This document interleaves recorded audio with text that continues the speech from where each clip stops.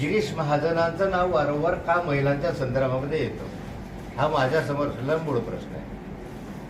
गिरीश महाजन माझं काम आहे, कार्यकर्त्यामध्ये गिरीश महाजनांचं नाव घेतं, मी घेतच नाही बाबा.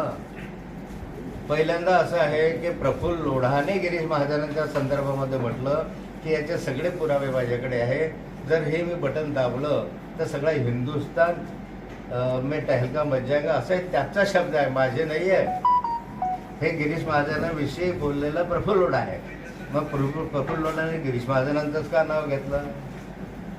दुसरं असं आहे की यामध्ये मागच्याही कालखंडामध्ये गिरीश महाजनांचे एका IAS महिला अधिकाऱ्याचे संबंध आहे असा आरोप मी नव्हता केला, तर अनिल थत्ते नावाच्या एका पत्रकारांना केला होता. पण त्यांनाही गिरीश महाजनांचंच नाव त्या IAS महिला अधिकाऱ्याशी का जोडावं असं वाटलं?